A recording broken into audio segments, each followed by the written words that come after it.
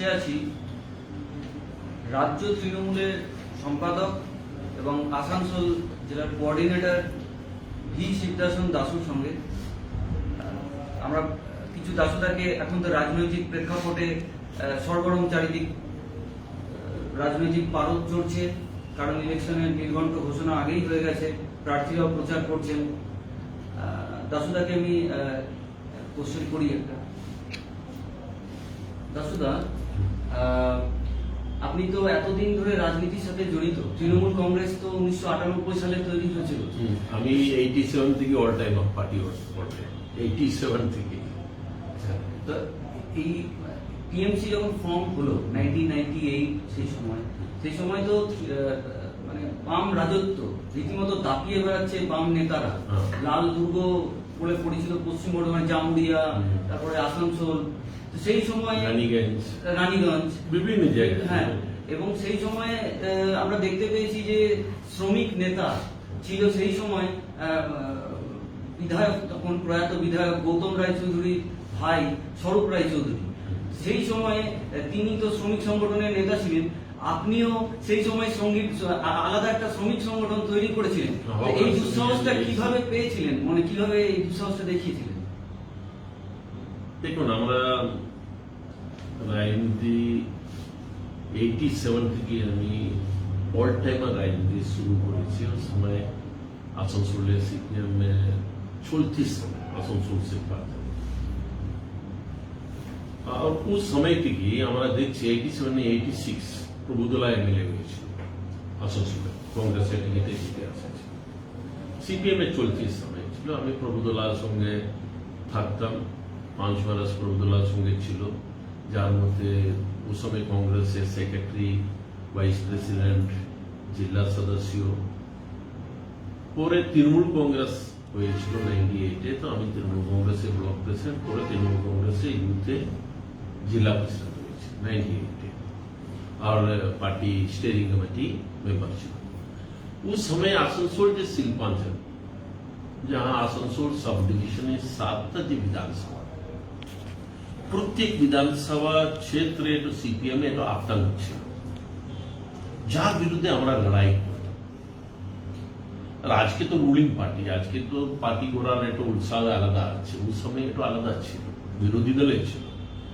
उस समय কি হতাম, প্রচুর কেস কচেরি হতাম, সিপিএম এর বিরুদ্ধে লড়াইতে যেতাম, তো প্রচুর কেস কচেরি হতো। আমরা সিপিএম এর বিরুদ্ধে লড়াই করে আমি নিজে 34-35 কেস খাইছি, 2-3 বার জেল যেতে হয়েছে। আর ছোট মোটো कोई ঘটনাতে জেল গিয়ে নেই। অপারেশনে এক সময় মেয়র ছিল শ্যামল মুখার্জি, যাকে একটা মেমোরেন্ডাম দিতে গিয়েছিল, তো ও মেমোরেন্ডাম রিসিভ করে নেই, যার জন্য একটা উত্তেজিত হয়েছিল, ফির একটা ভাঙচুর হয়েছিল। ও ভাঙচুরের জন্য আমাকে 15 দিন জেল যেতে হয়েছিল। পরে একদিন আবার একটা ঝামেলা হয়েছিল, অ্যাডিশনাল এসপি ছিল নীরজ কুমার সিং, আমার 3টা বিধায়কের সঙ্গে ঝামেলা হওয়ার পর 3টা বিধায়ককে অ্যারেস্ট করেছিল, যার মধ্যে মানিক উপাধ্যায়। বিএনআর হয়েছিল এই ঝামেলা একটা রোড অবরোধের জন্য। তো মানিক উপাধ্যায় বিধায়ক ছিল, মালাইঘাটায় মানিক উপাধ্যায় আর বসু মল্লিক। उस समय श्याम बनर्जी, बसु मल्लिक ছিল না उस समय, श्याम बनर्जी। তো ও যে লড়াইতে 3টা বিধায়ককে অ্যারেস্ট করেছিল।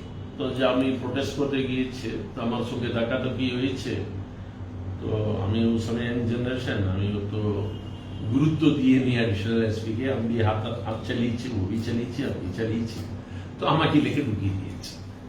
ও কেসে পড়ে কি হয়েছে, রাত্রের সময় 3টা এমএলএ কে বেল পাইছে, রাত্রে 11টার সময় এমএলএ কে ছেড়ে দিয়েছে, আর আমাকে নন বেলেবল সেকশনে 307-এ অ্যাডিশনাল এসপি উপর হাত চালিয়েছি বলে আমাকে ঢুকিয়ে দিয়েছিল জেলে।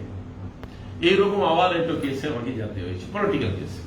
তো আমি বলার উদ্দেশ্য কি, এক সময় সিপিএম এ আতঙ্ক ছিল, তো আমরা সিপিএম এর সঙ্গে লড়াই করে এসেছি, ওই জায়গা কমই ছিল না। সিপিএম যেরকম লড়াই করতাম, উসে আমি কমই ছিল না, 19-20 ছিল। সিপিএম এর সঙ্গে কামাদা ছিল, उस समय রুলিং পার্টি সিপিএম ছিল, কামাদা ছিল, প্রশাসন সিপিএম এর সঙ্গে ছিল। এই জন্য আমাকে 19 থাকতে হয়েছে, আর সিপিএম 20 ছিল। মগর আমি 19 থেকে 18 ছিল না, 17 ছিল, 19-এ ছিল। তো এই একটু লড়াই ওই সময় ছিল। রাজনীতি তো আলাদা পলিটিক্স। জামুরিয়া তো সে সময় লাল দুর্গ ছিল, হ্যাঁ। আর মলয় ঘটক আমাদের যে মন্ত্রী বা এখন আসানসোল উত্তর কেন্দ্রের যে প্রার্থী, তো সেই সময় তো লোকসভাতে তিনি দাঁড়িয়েছিলেন। সেই সময় আপনি ইলেকশন এজেন্ট হয়েছিলেন জামুরিয়ার মতো জায়গায়। এই দুঃসাহসটা কিভাবে পেলেন, এই সাহসটা কিভাবে দেখালেন? আমি জামুরিয়াতে মালাইকাটাকে ইলেকশন এজেন্ট বলে হয়ে নেই, আমি মালাইকাটাকে ওভারঅল ইলেকশন এজেন্ট ছিল। আচ্ছা। আমি 4 বার না 5 বার লোকসভা ইলেকশন এজেন্ট ছিল, 2 বার বিধানসভা ইলেকশন ছিল, আর 2 বার নিজে আমি ক্যান্ডিডেট হয়েছি। তো জামুরিয়া নিজে আমি 2001-কে আমি ক্যান্ডিডেট হয়েছি। জামুরিয়া এইরকম একটা জায়গা ছিল, আমার যে মালাইকাটার যে আমার সিনিয়র, ও भी মিটিং এ সিনিয়র বলো তো এজে সিনিয়র, পলিটিক্সে আমি যাকে সিনিয়র মানে না, আমি নিজে সিনিয়র আছি, আমার থেকে এজে বড়, এই জন্য আমি যাকে সিনিয়র। তো ও उस समय জামুরিয়াতে গিয়েছিল, उसका নামে भी কেস হয়েছিল, মারামারি भी হয়েছে, যার প্রোগ্রামে হামলা হয়েছে। সুমার ব্যানার্জি দাঁড়িয়েছিল লোকসভা, যে সুমার ব্যানার্জির উপর হামলা হয়েছে।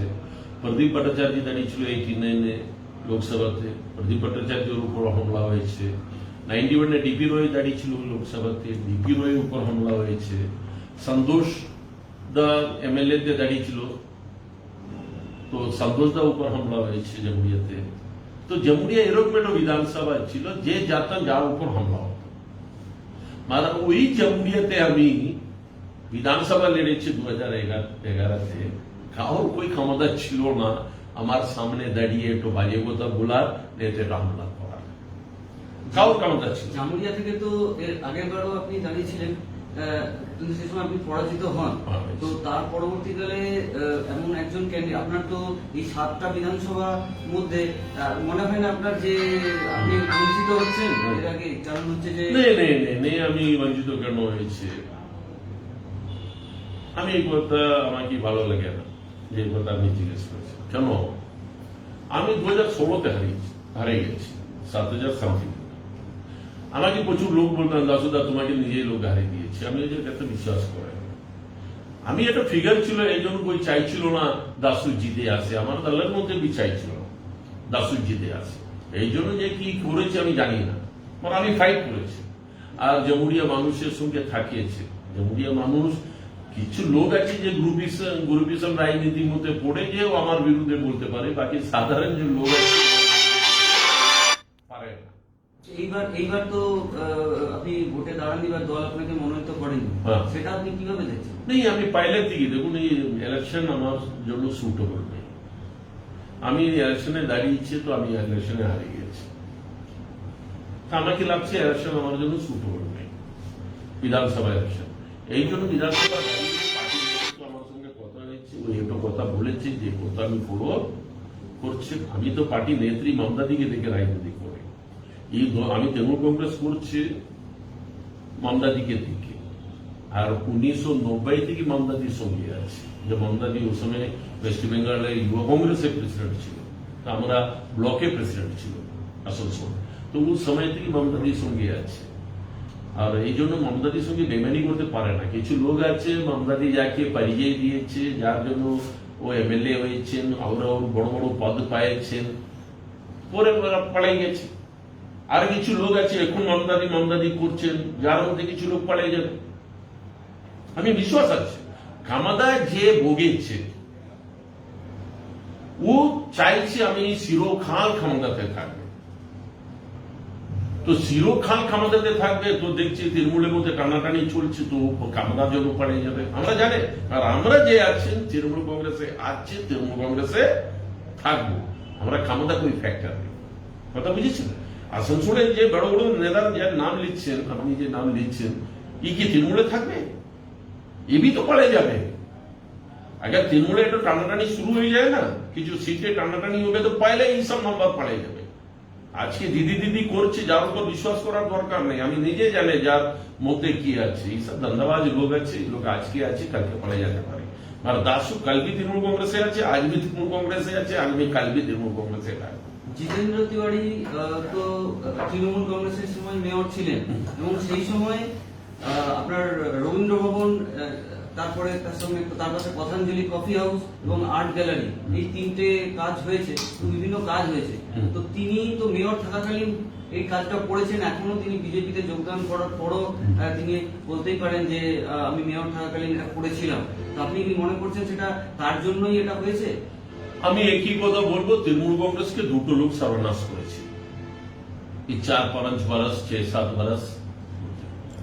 এই দুটো মধ্যে একটু পড়ে গেছে আর একটু বাকি আছে, উনি চলে যাবে।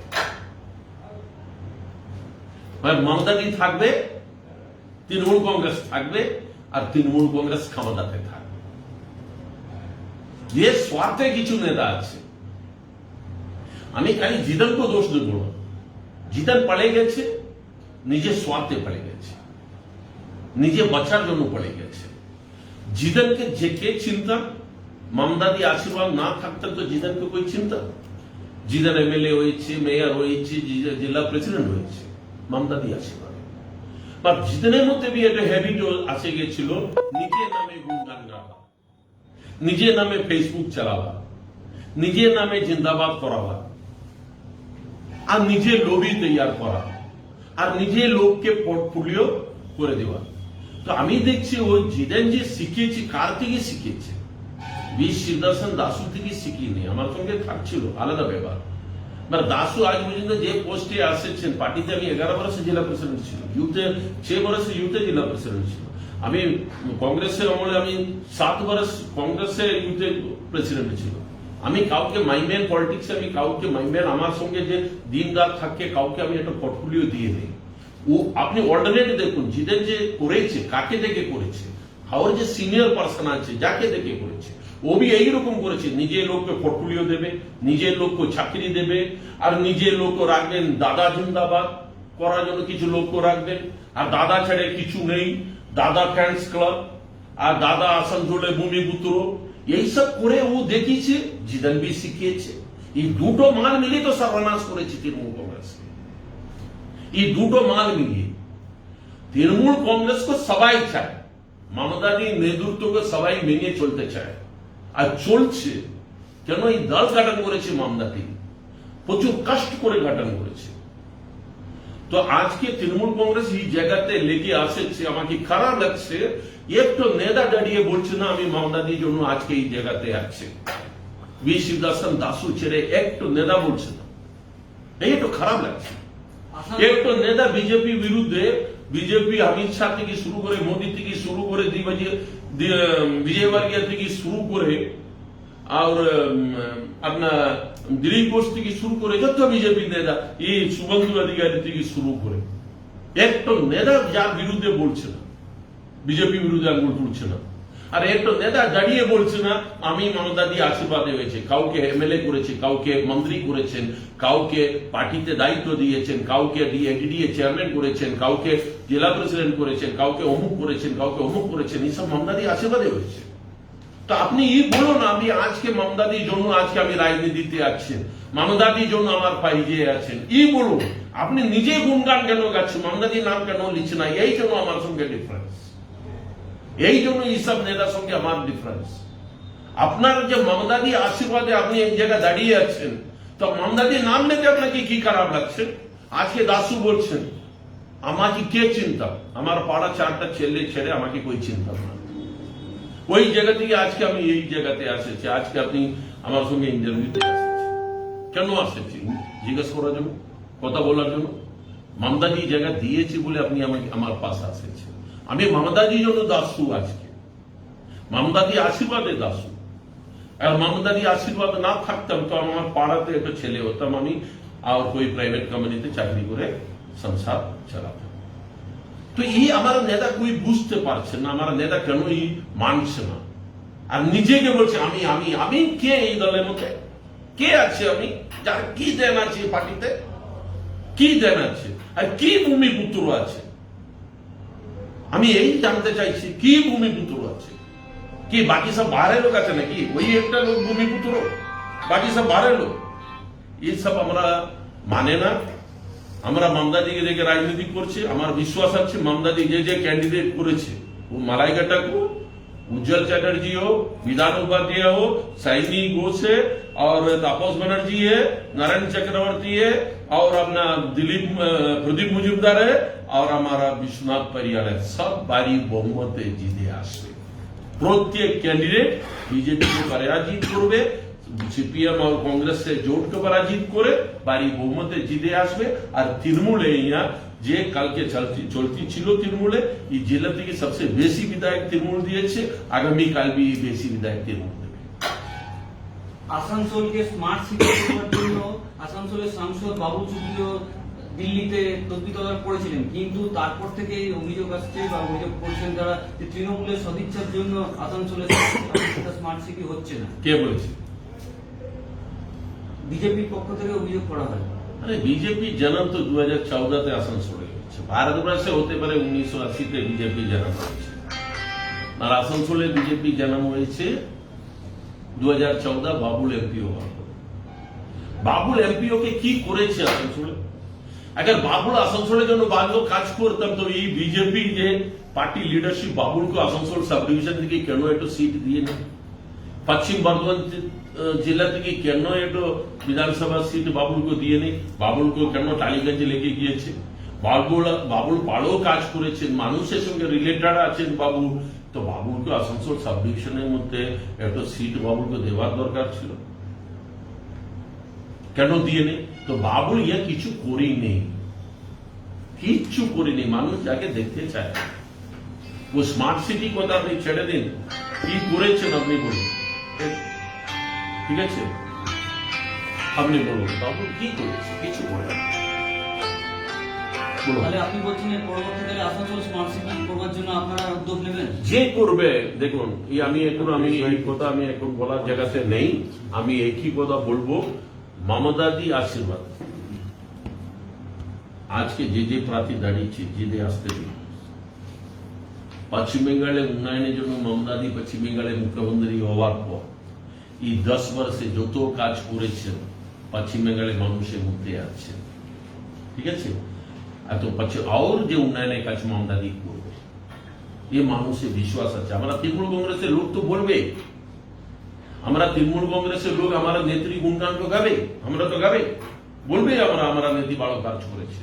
বাট সাধারণ মানুষ বি বলছে মমতাদি বড় কাজ করেছেন। আমি তো যাচ্ছি বিভিন্ন বিধানসভাতে, আমি দেখছি সাধারণ মানুষ বলছে মমতাদি যে কাজ করেছে আমরা মমতাদিকে ভুলতে পারবে না। রাজনৈতিক লেভেলে বিজেপি যে বলছেন, বামফ্রন্ট কি বলছেন, কংগ্রেস কি বলছেন দেখতে যাবে না, আর মানুষের মনের মধ্যে আছে মমতাদি। পশ্চিম বেঙ্গলের মানুষ মমতাদিকে ভুলবে না, ভারী বহুমতে আবার জিতে আসবে। পশ্চিম বেঙ্গলে তৃণমূল কংগ্রেস ক্ষমতাতে আসবে, বড় কাজ আরও করবে। আপনারা বলছেন যে আসানসোল বা পশ্চিম বর্ধমান জেলায় যে 9টা সিট 9-0 তৃণমূল জিতবে, এই কথা আমি পাইলে বলেছি, যে আজকে বলছি না, কিন্তু আমি পাইলে বলেছি নি কথা। কিন্তু জনমানুষ অনেক জায়গায় কান পাতলে জামুরিয়া, আসানসোল উত্তর বা আসানসোল দক্ষিণ বিভিন্ন যে কনস্টিটিউয়েন্সি আছে সেই কনস্টিটিউয়েন্সিতে কিন্তু একটু অন্য কথা বলছে। তো সে বিষয়ে আরে জায়গা বলতে দিন না, ডেমোক্রেসি আছে তো, যাকে যে বলার অধিকার আছে ও আপনি চিনে নিতে পারে না, যে বলছে বলতে দিন। মানুষ জানে যে বিজেপি আজ থেকে 1.5 মাস পহলে যে হাওয়া ছিল হাওয়া আছে, আপনি বলেন তো বর্ডার এরিয়া আছে, ये तो मिनी भारत আছে। প্রত্যেক স্টেটের লোক আসানসোল বলে নেই, এই শিল্পাঞ্চলে প্রত্যেক স্টেটের লোক বাস করে। গুজরাট থেকে, বিহার থেকে, ইউপি থেকে, রাজস্থান থেকে, झारखंड থেকে, मध्य प्रदेश থেকে, गुजरात থেকে, महाराष्ट्र থেকে, বিভিন্ন স্টেটের লোক বাস করে। তো মিনি ভারত আসানসোল, আর এই জায়গায় তো তৃণমূল জিতে আসছে, আবার জিতবে। গতকাল রাতে বিজেপি নেতার বাড়ির বাইরে গুলি চালানোর অভিযোগ ওঠে, অভিযোগ করে তারা যে তৃণমূল আশ্রিত দুষ্কৃতীরা এরকম করতে পারে বা করেছে, এই বিষয়ে কি বলবেন? আপনি 1.5 মাসে যত অ্যান্টি সোশ্যাল কোন পার্টিতে দেখিয়েছেন, কোন পার্টি কাকে জয়েন করেছেন? বিজেপি ছেড়ে কে করেছে? বিজেপিতে যত জয়েন হয়েছেন, কয়লা মাফিয়া, লোহা মাফিয়া ছেড়ে কে জয়েন হয়েছেন আপনি বলুন? এই কয়লা মাফিয়া লোক তো বলছিল আমি টিকিট পাচ্ছি, আমি টিকিট পাচ্ছি, আমরা 5 crore খরচা করছি, 10 crore পার্টি ফান্ডে দিচ্ছি, বিজেপি ফান্ডে, আমরা টিকিট পাচ্ছি। कोई लोग पाड़ाते मंदिर করার জন্য 20 লাখ দিচ্ছি, 10 লাখ দিচ্ছিল, আপনি এনকোয়ারি করুন না, জামুডিয়া, রানীগঞ্জ, সব বিধানসভা কেন্দ্র, পান্ডেশ্বরে আপনি এনকোয়ারি করে দেখুন। আজ কি টিকিট পাইছে? পয়সা भी চলে গেছে। তো ক্রিমিনাল কে কে লেকে আসছে রাজনীতিতে? বিজেপি লেকে আসছে। কেন লেকে আসছে? ক্রিমিনাল কে দেখে ভোট করাবে, এই জন্য। ক্রিমিনাল को দেখে মানুষ ভোট দেয়? আপনি বলুন। কালকে যে গুলিকাণ্ড আপনি জিজ্ঞেস করছেন আমাকে, আপনি বলুন যে বিজেপি কি ইলজাম লেগেছে? রাত্রে 1:30টার সময় শুনেছি ফায়ারিং হয়েছে, শুনেছি, প্রশাসন গিয়েছে। 1:30টার সময় ঘটনা হয়েছে। 1 ঘন্টার মধ্যে বিজেপি দুটো প্রার্থী বিভিন্ন যে বিধানসভাতে দাঁড়িয়ে আছে, দুটো প্রার্থী, কি রকম প্রার্থী আছে আমাকে এখন বলার ঠিক নেই, খারাপ লাগবে। ও প্রার্থী কি চাপ আছে পিছিয়ে, ও প্রার্থী সঙ্গে সঙ্গে ওয়া পৌঁছে গেছে 1 ঘন্টার মধ্যে। যে প্রার্থীর ইতিহাস আছে রাত্রে 12টা পরে বাইরে আসে না, 12টা পরে বাইরে আসে না, ইতিহাস আছে। বাড়িতে কই যাবে তো বলবে সকালে দেখা করো, আমি দরজা খুলবে না। আর ও প্রার্থী লোক রাত্রে 1 ঘন্টার মধ্যে ওই জায়গা পৌঁছে গেছে। আমি বলবো এই লোকের উপর এনকোয়ারি করার দরকার, এই সব প্রার্থী এই সব করেছে কিনা এনকোয়ারি করার দরকার। আর সেকেন্ড আমি এই কথা বলবো যে মতো গুলি ওয়া চলিয়েছে, এরা বলছে 10-15 গুলি চালিয়েছে। আরে 10-15 গুলি চালাবার পরে যার পোকা তো থাকবে, একটা পোকা পাইছেন ওই এরিয়াতে, ঠিক আছে। পুলিশকে আপনি দোষ দিচ্ছেন, তো তুমি নিজে বার করে দে না পুলিশকে, তুমি নিজে খুঁজে বার করে দে পুলিশকে একটা পোকা, হ্যাঁ ফায়ারিং হয়েছে বলে দেখিয়ে দে। আর 15টা ফায়ারিং হয়ে যাওয়ার পরে পাড়া লোক জানবে না, যে পাড়াতে অত লোক বাস করে ওরা জানে না 15টা ফায়ারিং কা মতলব কি আছে। এই 15টা ফায়ারিং আমি এক সময় রেলপারে ছিল, রেলপার থেকে বড় হয়েছে, ও রেলপারে 15টা ফায়ারিং হতাম, তো उस समय আমি দেখতাম 4000 লোকের ভিড় হতো। उस समय একটা ক্রিমিনাল লড়াই ছিল। ইয়া সালা 15টা ফায়ারিং হয়েছে, একটা লোক শুনি নেই। এই বিজেপি একটা কাহিনী বানিয়েছে। এই কাহিনী খালি হীরাপুর को কেন টার্গেট রেখেছে? হীরাপুরে তৃণমূল কংগ্রেসের প্রার্থী সাইনি ঘোষ যার প্রচার ভালো করে চলছে, মানুষ যাকে সাথ দিচ্ছে। বিজেপি প্রার্থী আসার পরে দেখছি ঘুরে ঘুরে দেখছি যাকে কোই সমর্থন পাচ্ছে না। এই জন্য যাহা যাচ্ছে যে বিজেপি যে কার্যকর্তা আছে, মহিলা যে কার্যকর্তা আছে, যাকে একসঙ্গে লেগে 50-60 को लेके যাচ্ছে, তব কিছু লোক পিছিয়ে থাকছে। আর আমার প্রার্থী যাহা তাহা প্রচারে যাচ্ছেন, প্রার্থী ছেড়ে যার সঙ্গে একটা লোক যাচ্ছে না, নিজে একটা লোক ছেড়ে। আর মানুষ যে জায়গা যাচ্ছেন ও জায়গা মানুষ 200, 250, 300, 400 মানুষ যার পিছিয়ে ঘুরছে সমর্থনে, যে বিজেপি বরদাস্ত করতে পারছে না। মধ্যপ্রদেশের স্বরাষ্ট্রমন্ত্রী নরোত্তম মিশ্র তিনিও এই অভিযোগ করেছেন আর বলেছেন যে নির্বাচন কমিশনকে জানাবেন যাতে কঠোর পদক্ষেপ নেন। নির্বাচন কমিশনকে যাকে কে করেছেন? বিজেপি। আর বিজেপি কি করছে? সেন্ট্রাল গভর্নমেন্টে থাকছে। তো নির্বাচন কমিশন সেন্ট্রাল গভর্নমেন্টে কোথাতে চলবে? আর নরোত্তম মিশ্রা কে? उसको यहाँ ঢুকার কে অধিকার দিয়েছে? যার উপর এফআইআর করার দরকার আছে নরোত্তম মিশ্রা, ও মধ্যপ্রদেশে যার ইতিহাস আপনি দেখুন, মধ্যপ্রদেশে কি আছে, কি ক্রিমিনাল ব্যাকগ্রাউন্ড আছে। ও আজকে আসানসোলে ঢুকে উল্টা উল্টা কথা বলবে, আমরা কি বিশ্বাস করবে নাকি? যার কথা বিশ্বাস করবে? ও তো বিজেপি এজেন্ট। जब বিজেপি এজেন্ট আছে তো বিজেপি জন্য তো কাজ করবে। ও আসানসোলের ব্যাপারে কি জানে? যার পিছিয়ে যে 4টা ছেলে ঘুরছে, যার ইতিহাস আপনি দেখুন, 1-2 ক্যান্ডিডেট ঘুরছে, যার ইতিহাস দেখুন, কে মালা পেনাতে যাচ্ছে, যার ইতিহাস আপনি দেখুন। শুনুন, এই সব নরোত্তম মিশ্রা আজকে আসছেন, একটু হীরাপুরে ঢুকার জন্য একটু ঘটনা দরকার আছে, এই জন্য কালকে এই ঘটনা ঘটিয়েছে। ঘটাবার পরে আজকে ও ঢুকার একটু জায়গা পাইছে। তো বিজেপি একটু গেম প্লে, এই প্লেনে সর্দার আছে এই দুটা প্রার্থী। আপনি এনকোয়ারি করুন না। আমি তো বলেছি প্রশাসনকে আজ সকালে, ভাই যে দোষী ব্যক্তি, अगर तृणमूल लोग আছে তো তৃণমূল লোককে অ্যারেস্ট করুন, अगर বিজেপি লোক আছে তো বিজেপি লোককে অ্যারেস্ট করুন, আর যত বড় নেতা ও যাকে অ্যারেস্ট করুন, যে কাণ্ডের পিছে যে আছে, যে ঘটনা করেছে। আর মানুষ ওয়াকা মানুষ কি বলছে, এরকম কোই ঘটনা হয়নি, আমরা তো গুলি আওয়াজে শুনিনি। প্রত্যেক পাড়াতে বিজেপি তৃণমূল বামফ্রন্টে লোক তো থাকছে। अगर 500 বাড়ি আছে একটু পাড়াতে, তো 500 বাড়ি কি একচেটিয়া তৃণমূল হতে পারে? পারে না। তো কিছু বাড়িতে আপনি দেখবেন কি তৃণমূলের ফলোয়ার আছে, কিছু বাড়ি আপনার সিপিএম এর ফলোয়ার আছে, কিছু জায়গা আপনার বিজেপি ফলোয়ার আছে। তো কই না কই তো এটা বলবে কালকে, হ্যাঁ ইয়ার দাদা ইয়ার রাত্রে প্রচুর গুলি চলেছে, কই না কই বলবে। কেন বলছিল? কেন বলছিল? 15টা গুলি চলবে, পাড়ার লোক জানবে না?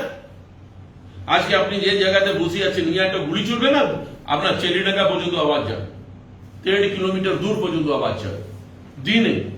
তো এই রাত্রে সময় গুলি চলেছে, তো 2 কিলোমিটার দূর পর্যন্ত আওয়াজ যাবে। কেন? ওই সময় সাইলেন্ট থাকে, कोई গাড়ি ঘোড়া কিছু সাউন্ড নেই। তো গুলি আওয়াজ আপনাকে 2 কিলোমিটার দূর পর্যন্ত যাবে। আর वहां से আপনাকে 1 কিলোমিটার 1 কিলোমিটার আছে থানা, তো থানা শুনুন না, তবে থানা গিয়েছে। আর কার বাড়িতে হয়েছে এবি দেখার দরকার। ও তো বিজেপি প্রার্থী হওয়ার জন্য দৌড়াদৌড়ি করছিল, যার নাম তো বিজেপি লোক তো চর্চা করছিল, এই ছেলে বিজেপি প্রার্থী হচ্ছে, টিকিট পাইনি। বিজেপি মহিলা মোর্চা প্রেসিডেন্ট হয়েছে স্টেটে, যাকে টিকিট পেয়েছে। এখন তো সিকিউরিটি স্টেটাস হয়ে গেছে বিজেপিতে। যত পর্যন্ত 4টা স্ট্যান্ডার্ড লেকে 4টা বিএসএফ আর সিএসএফ আগে সিআরপি না থাকবে, তো আমি নেতা নেই। এটা গেরুয়া গামছা আর এটা গেরুয়া কুর্তা, আর ডাইনা বাইনা দুটো স্ট্যান্ডার্ড চাই। আর जो एक तो चाप वाला जो ड्रेस আছে না, বর্ডার সিকিউরিটি ফোর্সের তো চাপ वाला जो ड्रेस, ও ड्रेस চাই। আর দুটো স্ট্যান্ড গান এইরকম ধরতে হবে। হ্যাঁ, আগে স্ট্যান্ড গান এরকম ধরছে না, তো যাকে বলছি বিজেপি প্রার্থী বলছে, দাদা আপনি স্ট্যান্ড গান এইরকম ধরুন। স্ট্যাটাস 21 পরে সব স্ট্যাটাস বিদ্যার চলে যাবে। বিজেপি নিজের লোককে স্ট্যাটাসের জন্য একটা সিকিউরিটি দিচ্ছে না, যে বিজেপির জন্য জান দিচ্ছে, যে বিজেপির জন্য ঝান্ডা লেকে মিটিং মিছিল করছে, যে বিজেপিতে অতদিন থেকে কাজ করে আছে, যাকে এক সিকিউরিটি নেই। আর এই চোর ছোয়ার যত নেতা পালিয়ে গেছিল, যাকে 12টা সিকিউরিটি, 22 সিকিউরিটি, জেট সিকিউরিটি, মজা বুঝিয়ে গেছে বিজেপি। সেন্ট্রাল গভর্নমেন্ট মিসইউজ করছে, সিকিউরিটি মিসইউজ করছে। অমিত শাহ বিরুদ্ধে কেস হওয়ার দরকার আছে, যে ভারতবর্ষের হোম মিনিস্টার, যে সিকিউরিটি বর্ডারে কাজ করে, দিন রাত বর্ডারে নিজে রিস্ক লেগে দাঁড়িয়ে থাকে।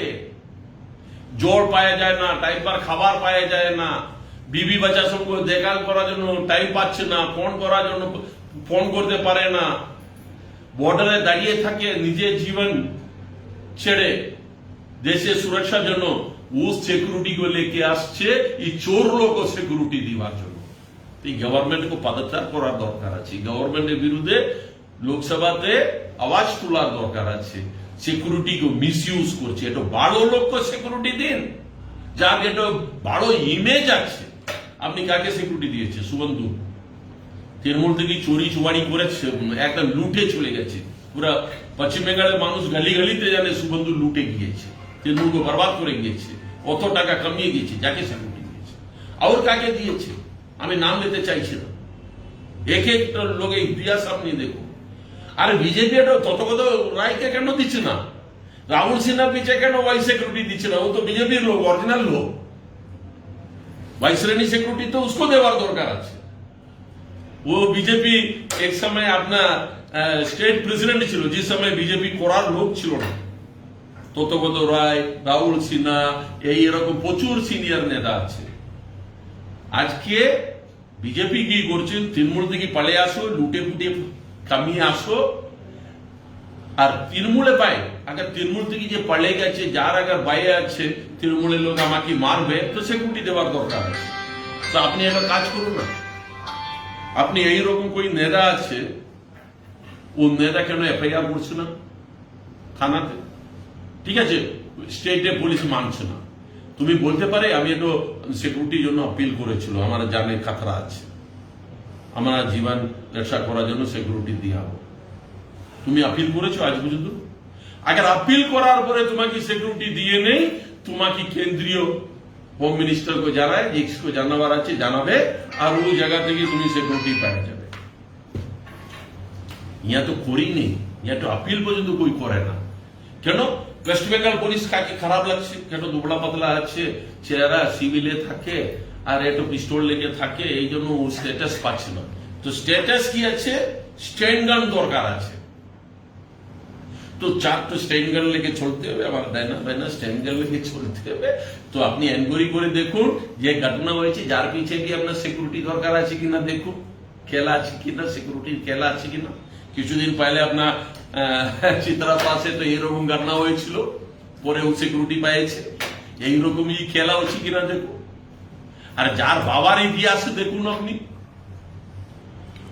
গত কয়েকদিন ধরে দেওয়াল লিখনকে কেন্দ্র করে রাজ্য রাজনীতি এমনকি দেশের রাজনীতি উত্তাল হয়ে উঠেছিল কারণ দেওয়াল লিখনকে কেন্দ্র করে বিজেপি এবং তৃণমূলের মধ্যে চাপানো শুরু হয়েছে অমিত মালভিয়া ওটা শেয়ার করে টুইট করবার পরও সেটা তৃণমূলের পক্ষ থেকেও সেই ওয়ার্ডের প্রাক্তন কাউন্সিলর এবং বর্তমান যে প্রশাসনিক বোর্ডের মেম্বার অভিজিৎ ঘটকও একটি প্রেস কনফারেন্স করেন রাতের দিকে আপনি এই বিষয়টা কিভাবে দেখছেন আমি দেখুন রাজনীতি जब इलेक्शन আসে না তো এই ইলেকশনের সময় আপনি কি দেখুন এই সব নতুন লোক যে আজ রাজনীতিতে আসছে যার জন্য এই সব নতুন আমার জন্য নতুন আমি কমসে কম 1987-86 থেকে প্রচুর ইলেকশন দেখেছি বিধানসভা লোকসভা কাউন্সিলর পঞ্চায়েত প্রচুর দেখেছি এই জন্য আমার জন্য কিছু নেই ইলেকশনের সময় এরকম ঘটনা হয় একটা ফিল্মে একটা ডায়লগ ছিল না বড় বড় শহরে ছোট ছোট ঘটনা হয় ওই রকম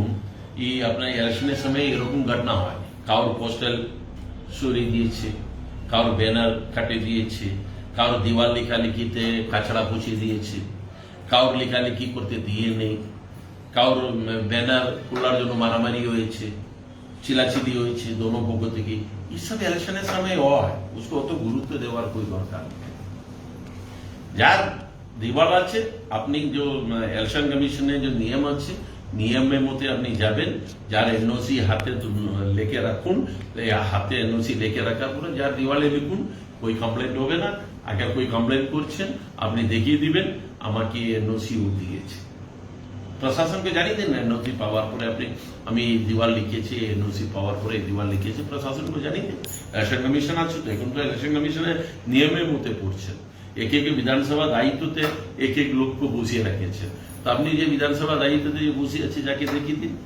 এই পোস্টাল ব্যানার আর কাট আউট আর এই সব ফাটাফাটি এই সব ঝামেলা ইলেকশনের সময় থাকে এই ছোট মোটো মামলা আছে অত সিরিয়াস নেওয়ার কোনো দরকার কামিং ইলেকশনের যে রেজাল্ট হবে সেটা সম্পর্কে কি আশঙ্কা আপনি মনে করছেন কি যে 9-0 জিতবে আপনি যেরকম আগে করেছেন আমি প্রথম আপনাকে একটু কথা বলেছিল তৃণমূলের সঙ্গে লড়াই আমি তো বহুদিন পহলে বলেছি তৃণমূলের সঙ্গে লড়াই এই জেলাতে 4টা বিধানসভা বামফ্রন্টের সঙ্গে লড়াই হবে চোটের সঙ্গে বাকি 5টা বিধানসভা তৃণমূল আর বিজেপিতে লড়াই হবে 4টা বিধানসভাতে লড়াই হবে বামফ্রন্টের সঙ্গে ও জায়গাতে भी তৃণমূল জিতবে আর 5টা বিধানসভা যে বিজেপির সঙ্গে লড়াই করছে ও বিধানসভা भी তৃণমূল জিতে আসবে এখানে তো আইএসএফ ক্যান্ডিডেট দিয়েছে ইন্ডিয়ান সেকুলার ফ্রন্ট যেটা সেক্ষেত্রে মুসলিম ক্যান্ডিডেট হয়েছে তো আপনি কি মনে করছেন যে সংখ্যালঘু ভোটের ক্ষেত্রে কিছুটা চিট ধরতে পারে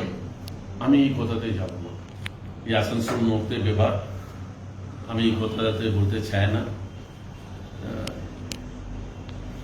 আজ সব ক্যান্ডিডেট যাহা দেখুন জোটের মধ্যে আছেন কংগ্রেস সিপিএম আর জোটের মধ্যে আছেন পার্টি যে ফর্মালিটি আছে যার মধ্যে उसको ক্যান্ডিডেট দিতে হবে ও ক্যান্ডিডেট দিয়েছেন আর আপনাকে দেখতে হবে ও ক্যান্ডিডেটের গুরুত্ব কি যত ইম্পর্টেন্সি আছে বিধানসভার মধ্যে আগে দেখা যায় তো জিরো আছে এই জন্য তৃণমূল কোই ফ্যাক্টর নেই যে মিনোরিটি যে ভোটার আছে ও भी তৃণমূলের সঙ্গে আছে মেজরিটি যে ভোটার আছে ও भी তৃণমূলের সঙ্গে আছে ধন্যবাদ ওকে থ্যাংক ইউ আমরা তখন কথা বললাম ভি সিদ্ধাসন দাসুর সঙ্গে তিনি সামনে যে নির্বাচনী যে পরিচালনার ক্ষেত্রে তার যে গুরুত্বপূর্ণ দায়িত্ব রয়েছে এবং কিভাবে হতে পারে ইলেকশনটা ঠিক তার রেজাল্ট কিরকম হতে পারে তার একটা রূপরেখা আমাদেরকে দিলেন কথাবার্তা করে আলোচনাও করলেন তার পুরনো রাজনৈতিক যে জীবনের কিছু ইতিহাস তুলে ধরলেন আমরা আশা করব,